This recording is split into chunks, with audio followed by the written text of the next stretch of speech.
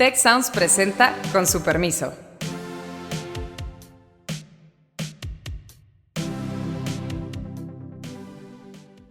Con su permiso, mi nombre es Azucena Rojas y es un gusto estar de nuevo aquí con todas y todos ustedes. Y el día de hoy vamos a hablar sobre el tema de una campaña muy importante que se está realizando que se llama Ballenas y Gas. Será imposible seguir explorando y extrayendo gas para alcanzar las metas del Acuerdo de París. El tema de los liderazgos, algunos son mejores, otros peores. El cambio muy importante, sin ninguna duda, en los Estados Unidos. El tema del cambio climático pues pasa al segundo o tercer plano. En un contexto para México en el que la cooperación entre ambos países se está viendo cuestionada, ¿qué pasa con este proyecto? El día de hoy tenemos el gusto de tener como invitada a Nora Cabrera Velasco, profesora de Derecho y también egresada del Tecnológico de Monterrey. A su vez, tenemos también, estamos con Beata Boina. Y bueno, Nora, pues yo sé que tú estás al frente de esta campaña y nos gustaría iniciar con información sobre de qué se trata esta campaña, cuáles son sus dos puntos más importantes y de ahí pues te preguntaremos en dónde estamos y qué podemos hacer al respecto. Gracias. Muchísimas gracias, Azucena, Beata, por la invitación. La realidad es que me siento en casa porque soy Exatec y aparte Exatec de por allá de tus rumbos, Azucena, de Guadalajara. Tanto la prepa como la universidad la estudié por allá.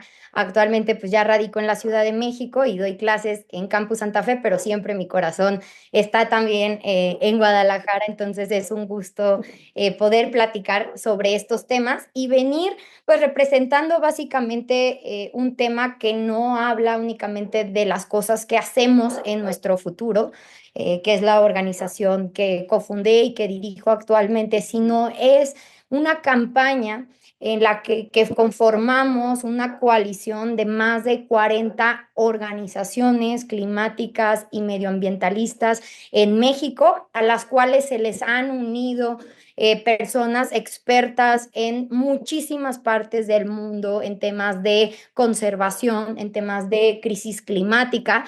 Y que también hace una semana presentamos ante la presidenta Claudia Sheinbaum 200 y tantas mil firmas de personas que se suman a lo que estamos pidiendo en esta campaña, que es detener el proyecto Saguaro, que creemos que es la amenaza climática más fuerte que tenemos hoy por hoy en México y que además de ser una amenaza climática en todo el Golfo de California compromete la biodiversidad de este lugar, que es una biodiversidad, como ustedes saben, inmensa, se le considera el acuario del mundo, un lugar en donde hay una cantidad de ballenas, de cetáceos en general y de biodiversidad que realmente es pues incalculable, tan incalculable que la UNESCO lo determinó como patrimonio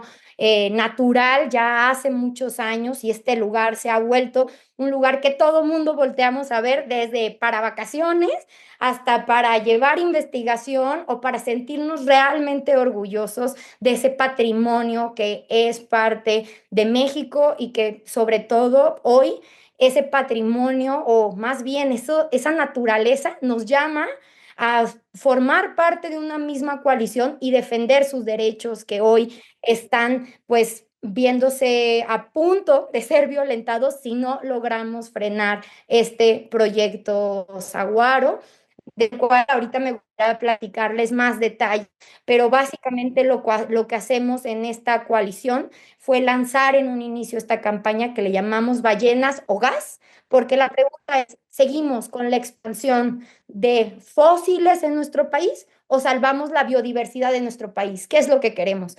Seguir expandiendo fósiles, seguir calentando la tierra, seguir en una crisis climática o ver por los derechos de la naturaleza, ver por los derechos de las ballenas y poder conservar estos animales espectaculares que tenemos en el Golfo de California. Nora, nos estás comentando aquí de forma muy amplia sobre en qué consiste básicamente la iniciativa que tienen de, entiendo, frenar ese proyecto que está patrocinado, desarrollado por Saguaro Energía es una empresa. El año pasado, si no me equivoco, fue cuando se celebró con bastante atención esa decisión de establecer ese proyecto en México, que consiste básicamente en que se construya una terminal de gas licuado en Puerto Libertad, en Sonora, ¿no? Y desde esa terminal, ese puerto de gas licuado, se exportaría el gas que se básicamente explotaría en Texas. Y en ese contexto, ustedes están planteando esa campaña ballenas o gas.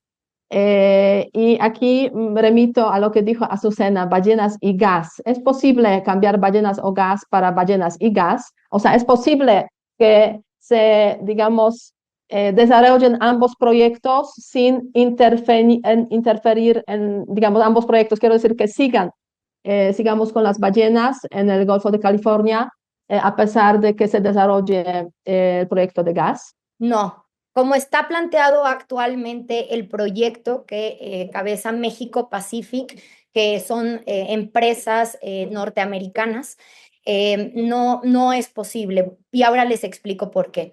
Lo que está sucediendo es que en Texas, que se encuentra la zona pérmica, hay una cantidad de gas que están sacando en Estados Unidos que el mercado actual, que es el mercado Estados Unidos, Canadá, México, pues ya no es suficiente y lo que necesitan es exportar como gas natural licuado, le llaman, este gas hacia el mercado asiático.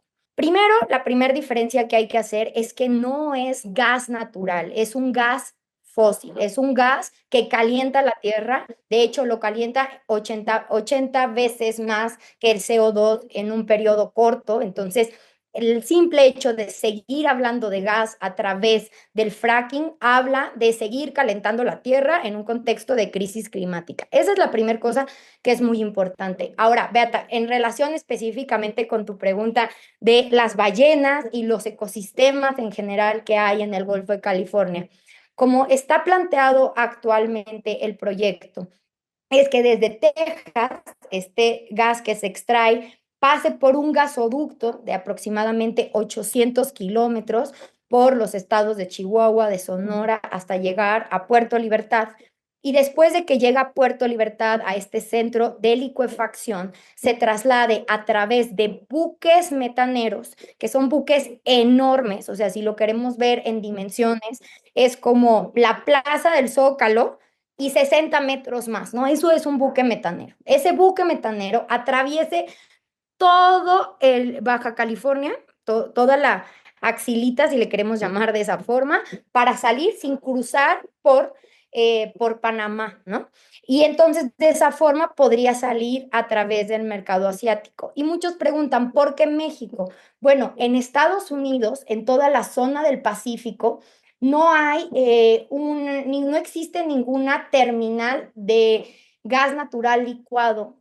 Y eso es lo que se está intentando hacer a través de México, que también hay que decir. Porque, perdón que te interrumpa ahí, Nora, pero creo que ahí está la clave, ¿no? Y yo quisiera agregar un poco de contexto en el sentido de, estamos en una condición ahorita en México, Estados Unidos, bastante compleja con el tema de la llegada de Trump, en donde estamos hablando de cerrar fronteras, de la relación bilateral, cuestionarla. Entonces, como que creo que este punto es muy importante entender por qué aquí sí, ¿no? O sea, por qué aquí sí tenemos que tener esta relación, porque lo que entiendo es que esto empezaría en Texas, o sea, empezaría en Estados Unidos, cruzaría México y después de aquí hacia Asia, ¿no? Entonces, si en un mundo que a partir de enero de la llegada de Donald Trump, estamos hablando en un contexto para México en el que la cooperación entre ambos países se está viendo cuestionada,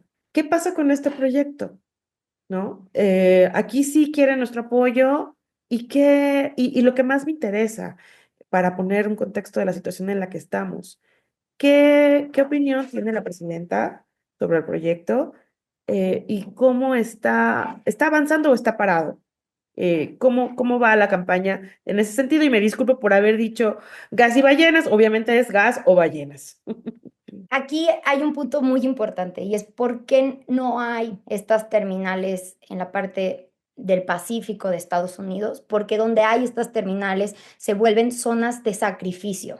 Bueno, si no me equivoco, está en la parte este, en la costa este hay varios terminales porque Estados Unidos exporta gas licuado a Europa, ¿no? Entonces lo hace a través de los terminales que tiene ahí. Entonces sí hay como un antecedente de varios terminales en la parte este. Lo que se está intentando desarrollar es el otro lado, digamos, para darle apertura hacia el Pacífico. Y en el Pacífico no hay, hacia el mercado asiático no hay. Y es porque las resistencias de lo que implica hacer una central de licuefacción, que el gas natural es cuando va a través del gasoducto, sale, pero en la licuefacción pasa un proceso adicional y luego se tiene que poner en estos buques metaneros para poder trasladarlo y que pueda llegar a otros lugares, ¿no? Lo que están intentando hacer es poder sacar por la parte del Pacífico. Y en el Pacífico estos proyectos no han prosperado y de hecho han tenido oposiciones importantes, sobre todo en comunidades. También ha habido juicios en contra de la transportación, ha habido procesos abiertos y entonces una opción es pasarlo a través de México. ¿Y qué es lo que sí pasaría para México, sobre todo para el Golfo de California? Es convertirlo en una zona de sacrificio. ¿Por qué? Porque estas zonas son zonas que no han sido tocadas básicamente, no hay ni siquiera grandes barcos que pasen por estas zonas, son zonas que son áreas naturales protegidas en muchas de ellas, ¿no? Entonces, sí es Bueno, muy hay importante. cruceros, ¿no? O sea, yo voy a ser aquí abogada del mal. Hay cruceros, hay cruceros, Claro. hay turismo también, digamos, o sea, Los Cabos, si no me equivoco, es una de las zonas donde pues llegan bastantes cruceros. Y bueno, también hay ferries que conectan, digamos, Sonora con el otro lado, pero esos son de tamaño mucho más pequeño. Ahí es importante lo que anotas, Beata, porque primero la parte de La Paz y muchas de las zonas en donde se encuentran las ballenas ha habido una oposición fuertísima en contra de los megacruceros, en contra de que sigan aumentándose los puertos precisamente por esto, ¿no? No es todas las zonas, pero sí hay una resistencia fuertísima y una resistencia comunitaria muy fuerte en Baja California Sur, sobre todo, que se opone también a esto. No nada más ha sido una oposición contra los buques metaneros y contra el tema de la licuefacción. Es una resistencia que tiene muchísimos años protegiendo Cabo Pulmo, protegiendo las áreas naturales protegidas, logrando la determinación de la UNESCO como este lugar protegido por lo que implica, ¿no? Pero también hay que poner en dimensión, un buque metanero no es nada más un megacrucero, son enormes, o sea, son Además, digo, me imagino que los cruceros pues no llegan muchos al día, y lo que estamos viendo aquí es que para sacar la producción que se está esperando realizar, estamos hablando de una cantidad de buques enorme, ¿no? Al menos como pues 3 al día. En fin, yo creo que lo importante de esta cuestión es que sí sería un rompimiento de un equilibrio que sea, que ha costado mucho pues mantener, no sé si de manera muy consciente o no, o gracias a estos grupos que lo han detenido, pero de repente tú dijiste una palabra muy importante, es una masificación de esta infraestructura en poco tiempo que puede perder un equilibrio de un lugar protegido, que debe ser protegido por México. Lo que a mí me preocupa ahorita, Nora, es qué tanto están siendo tomados en cuenta estas firmas, estas 200,000 firmas, eh, o se necesita más apoyos, ¿no? ¿Cómo dirías tú que estamos ahorita con esta campaña que ya lleva más o menos pues unos 7 meses por lo que recuerdo que he leído? Siento que tenían como un cierto apoyo antes de que iniciara el 2025, y como les digo nuevamente, ahora con la llegada de Donald Trump, a mí me preocupa que estos temas de cambio climático de repente medio que se desdibujan cuando estamos en un mundo de geopolítica y de relaciones exteriores mucho más confrontativa. ¿Cómo estamos ahorita? ¿Cómo ven que esto sigue frenado o está avanzando? Es un punto muy importante, Azucena. ¿Por qué hay tanta miradas puestas y por qué hay tantos esfuerzos? Porque es un proyecto que saliendo desde Puerto Libertad todavía se puede frenar porque no se ha consolidado. Ya hay autorizaciones que se han dado, ya ha habido pronunciamientos por parte de México Pacific de que se va a seguir con esto. Es más, la propia presidenta ha hablado sobre parte del proyecto, pero es algo que todavía no termina de ser ese ecocidio que podría significar. Y lo que queremos que pase es poder estar en tiempo de alertar de las implicaciones que tendría un proyecto de este tipo con una terminal de licuefacción en Puerto Libertad y sacar estos buques metaneros por esta zona. Al mismo tiempo que hacemos este llamado a que la masificación de infraestructura de transportación, procesamiento y exportación del gas natural licuado no debe ser la política que permee en un contexto de crisis climática más allá de Trump y más allá de lo que esté haciendo Estados Unidos, porque tiene que haber nuevos liderazgos que también tienen que salir una vez que el presidente Trump hace o Trump toma estas decisiones de la salida del Acuerdo de París, seguir con con carbón, con lo más básico de la transición energética. Sí hay nuevos liderazgos que están naciendo y que se tienen que impulsar, ¿no? En el caso específicamente de México, a lo que apelamos es a que la presidenta, con su conocimiento en temas de cambio climático, de energía, reconozca pues la importancia de poder frenar un proyecto que tiene estos impactos y que realmente se pueda retomar en este sentido. También la campaña ha tenido acercamientos con la Secretaría de Medio Ambiente, en donde se le ha entregado estas peticiones, en donde ha habido acercamientos, porque básicamente lo que queremos también es salvar la biodiversidad de este lugar que como mexicanos es tan importante pues luchar por esto, ¿no?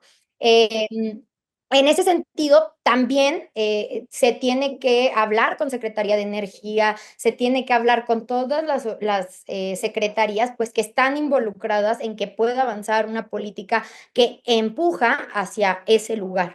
Pero sí es muy importante, pues, hablar que específicamente en el proyecto Saguaro se habla necesariamente para poder sacar el gas licuado, pues que el gas que ya he dicho muchas veces fósil, poderlo sacar a través de Baja California y entonces tenemos ahí un problema ambiental de conservación muy grande, además de todo el tema climático, que voy a aprovechar este podcast para decirlo. O sea, sí estamos viviendo una crisis con la llegada de Trump en términos de avance de una política climática en el mundo. Yo digo que es como si nos imagináramos que el botón de la guerra nuclear se apretaba en algún momento. Bueno, Trump llegó a hacer eso, a apretar el botón de la crisis climática en todas sus dimensiones, porque no es lo mismo Trump en sus 4 años que salía, ¿no? Que Trump cuando el mundo ya llegó al 1.5 grados de aumento de la temperatura de la Tierra, cuando ya estamos viendo los huracanes, los incendios, las comunidades desplazadas, todo lo que está sucediendo y empieza este tema. Pero también qué es lo que está sucediendo en el propio Estados Unidos, que muchos estados están tomando el liderazgo, 70% de los estados que representa un PIB importante de Estados Unidos, dice, yo no estoy con esa política, yo me salgo de ahí. China, Europa, dicen, nosotros seguimos, nosotros estamos en esta línea. También habría que analizar, y eso se lo dejo para alguien de geopolítica, qué pasó con los aranceles con los que contesta China y dice, bueno, yo voy a ponerle aranceles a gas y a combustibles de Estados Unidos en respuesta a lo que tú estás haciendo. Hay que analizar qué es lo que está pasando en términos de energía, porque cuando hablamos de energía en el contexto que estamos hablando es la principal medida de mitigación al cambio climático. Ya lo decía el año pasado en su último reporte la Agencia Internacional de Energía, que será imposible seguir explorando y extrayendo gas para alcanzar las metas del Acuerdo de París. Ahora, Nora, tú has comentado obviamente el tema de los liderazgos, algunos son mejores, otros peores, el cambio muy importante sin ninguna duda en los Estados Unidos, que de alguna forma si lo sumamos a otros temas geopolíticos, pues contribuye a que el tema del cambio climático pues pase al segundo o tercer plano en la agenda internacional, ya desde hace algún tiempo, ¿no? Lo estamos viendo. Ahora bien, ¿cuáles son los objetivos, digamos, tuyos de las organizaciones, más de 40 organizaciones que hacen esa iniciativa Ballenas o Gas de corto, mediano, largo plazo? O sea, ¿qué piensan, digamos, en cuanto a los tiempos para desarrollar esta iniciativa? Porque me imagino que el proyecto Saguaro, pues, en algún momento pues, iniciará, o porque ya está como bastante avanzado. ¿Cómo ustedes lo ven desde esa perspectiva de su actividad de corto, mediano, largo plazo? Sí, Beata, y creo que también ahí hay un punto bien importante para contestarte que sigue para la campaña, que es, por ejemplo, en el mapa de riesgos, normalmente venía como los primeros temas de riesgos cambio climático, y en el mapa de riesgos que se presentó en este año del Banco Mundial, hablaba de ya desastres naturales o lo que le llamamos desastres climáticos, como uno de los riesgos más importante a 2, a 5 y a 10 años. Entonces, está cambiando quizá un tema del lenguaje, pero a lo que nos estamos avecinando y lo que está pasando está siempre vinculado y es un tema que o sea, sí hay un problema real en tema de crisis climática y en general de la crisis civilizatoria que estamos viviendo, pero que la tenemos que seguir nombrando porque ahí está y es bien importante no dejar de estos argumentos y sobre todo seguir en el punto y seguir insistiendo porque vienen años de negacionismo climático que no nos podemos permitir quienes estamos comprometidos con esta causa y tenemos que cuidar muchísimo todas esas narrativas de cómo cambian estos liderazgos y cuáles son los liderazgos que queremos empujar. Y en ese sentido, la campaña de Ballenas o Gas que ha ido tomando mucha fuerza en los últimos meses, de inicio tiene la finalidad de hacerlo del conocimiento, de que se sepa que esto va a pasar y que está pasando y que podemos todavía frenarlo. ¿Hacerlo del conocimiento de quién? Pues de la sociedad en general, de quienes estamos interesados en estas cosas, pero también de la presidenta de la República, de la secretaria de Medio Ambiente y hacerles saber que habemos muchas personas que estamos interesadas en que estas cosas no avancen y que sí sea una prioridad de nuestro gobierno. Entonces, eso es a lo que estamos llamando ahorita, estamos llamando a que firmen la petición, que la pueden encontrar en la página ballenasogas.org y ahí pueden encontrar más cosas que estamos haciendo. También hay una serie de juicios de amparo, hay muchas cosas que se están haciendo de manera paralela. ¿Qué es lo que buscamos? Pues lo que buscamos es que no salga de Puerto Libertad ese gas licuado que le hace tanto daño al ecosistema. Buscamos suspender el proyecto Saguaro. Eso es lo que estamos buscando. Que tiene muchísimas implicaciones, que tiene muchísimos intereses de por medio, que hay mucho dinero de por medio ahí.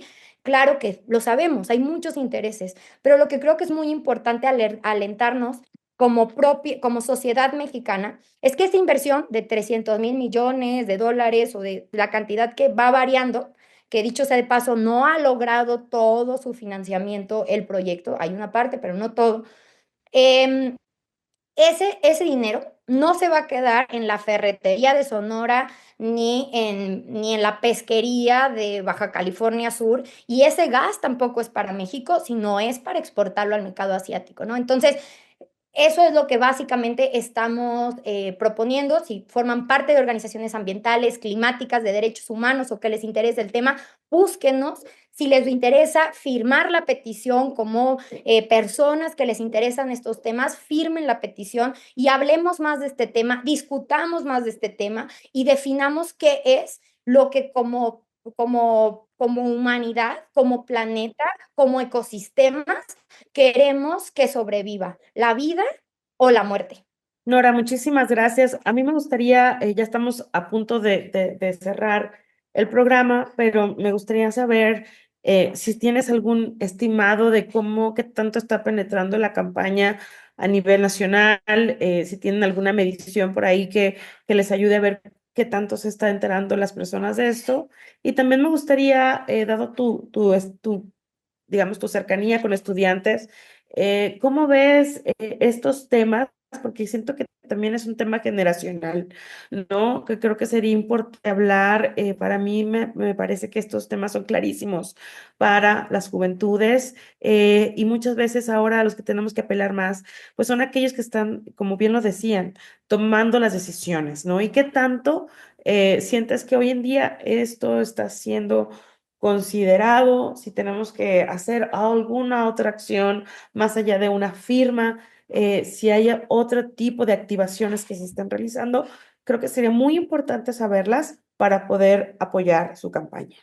Y yo creo que sí hay un cambio generacional muy importante en niñez y en juventudes, ¿no? En términos de la conciencia que hay de esta crisis civilizatoria que estamos viviendo, pero también veo que hay mucha polarización, que como lo decía Beata, hay un cambio fuertísimo que no podemos dejar de un lado, que hay una crisis del multilateralismo fuertísima, que era la base del avance para la crisis climática, que hay muchas cosas que están pasando al mismo tiempo que hacen que sea muy difícil sentir que puedes ser parte de esta causa y que puedes hacer algo, ¿no?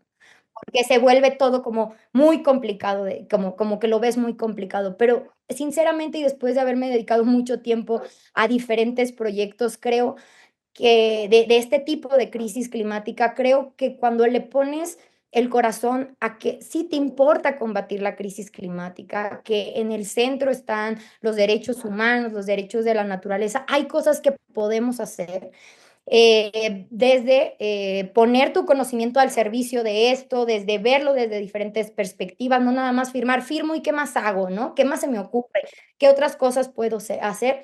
Lo que yo he visto en mi experiencia y también lo que hemos visto en nuestro futuro es que, por ejemplo, en los 5 años que tenemos en nuestro futuro, ha habido más de 50,000 jóvenes que han estado interesados en estos temas y que buscan seguir, pero que a veces es difícil seguirle encontrando estas aristas en ese contexto tan complicado que comentaba, pero que sí buscan ciertas maneras. También veo, lo he visto en mis alumnas, en mis alumnos, y también en las personas que trabajan o que colaboran en nuestro futuro, que hay una polarización y hay quien sí quiere muchísimo y hay quien no quiere absolutamente nada y no quiere saber absolutamente nada de esto, pero creo y les invito, y es a lo que creo que el TEC normalmente nos invita, es hacer conciencia de lo importante que es ver estas cosas desde el gran privilegio que tenemos y desde el gran compromiso que tenemos que tener con estas causas, de hacer cambios y de hacer cambios estructurales y que sí podemos hacerlos. Yo tengo alumnos que después de la clase de derecho ambiental y sustentabilidad, o que hemos visto temas de justicia climática, que se dedican a estos temas y empiezan a buscarlo desde diferentes trincheras y dicen, ¿sabes qué? Yo quería hacer esto, pero ahora quiero hacer esto y me empiezo a involucrar. Y creo que hay ejemplos ya en el TEC muy importantes de cómo sí estamos haciendo cosas. Yo soy parte de ese proceso. Yo fui becada en el TEC de Monterrey, en la beca de liderazgo de Prepatec, fui becada en la universidad en la beca de liderazgo del TEC y yo me hice soñar que sí era posible hacer cosas. Tengo 31 años, sigo pensando que puedo hacer esas cosas y ahorita yo veo una generación también de personas mucho más senior que están comprometidas con esto y que están también en la causa y que no es una causa solo de juventudes y de niñez y de gente que pensamos que podemos cambiar las cosas. No, yo sí veo que hay una mezcla importante de intergeneracionalidad en donde dicen sí es posible. Este proyecto Saguaro tiene muchísimos estudios que avalan lo que yo estoy diciendo, que lo han hecho personas que han dedicado su vida a esto, que están preocupadas por lo que está pasando, que dicen, el gas fósil ya no es una opción. Creo que hay que hablar de todo esto. A lo que yo les invitaría es a que se informen, a que se accionen, a que nos busquen y a que busquen a la organización o a quien quieran, o sea, a su influencer de confianza, a quien sea, pero que realmente se acerquen a estos temas y vean la dimensión de las cosas que aún podemos hacer. Muchísimas gracias, Nora. Pues bueno, me parece que queda muy claro el mensaje, la petición, también este llamado a lo que tú decías, ¿no? A no dejarse sentir que ya no se puede hacer nada. Creo que esto es más hoy es más importante que nunca cuando se dan estas situaciones de polarización, de obviamente tener en la agenda temas que van en contra de esto, pues hablar de las realidades, ¿no? Y apelar a las realidades, apelar a estos trabajos tan profundos que se están haciendo de estas 40 organizaciones y más, invitar, por supuesto, informarnos en ballenasogas.org, firmar y de ahí seguir avanzando con estas clases que se imparten en el TEC de Derecho Ambiental. Me parece fundamental. Lo mismo lo estamos viendo desde todas las áreas de las ciencias sociales, por supuesto también de las ingenierías, de la medicina, de los negocios que son cada vez más conscientes. Y bueno, creo que es un tema en el que nos tenemos que dedicar para cambiar la balanza de nuevo y hablar de estos temas que nos afectan a todas y todos. Pues muchas gracias como colegas. No sé si hay algún tema final que quieran mencionar y por lo contrario los invitamos a seguirnos en nuestras redes @Ciencias Sociales Tec. Muchas gracias y nos escuchamos la semana. Hola, Somos Eduardo Aguiñaga, Eva Guerra y Alicia Galindo. y te invitamos a escuchar Territorio Negocios, un podcast que analiza las tendencias y transformaciones empresariales en México y América Latina. Territorio Negocios es parte de Tech Sounds Podcast, la barra oficial del Tecnológico de Monterrey. Muchas gracias al equipo del Tecnológico de Monterrey. Denle seguir a este podcast, compártenlo y activen la campana de notificaciones para no perderse ningún episodio. Recuerden que siempre los leemos en los comentarios de Spotify y en las redes sociales de la Escuela de Ciencias Sociales y Gobierno. Productora ejecutiva Lisbeth Siller. Productora de Con su permiso Artemisa Padilla y Nadia Rodríguez. Diseño Lisette Rodarte. Analíticos y alianzas Lilia Martínez. Postproducción Max Pérez y Marcelo Segura.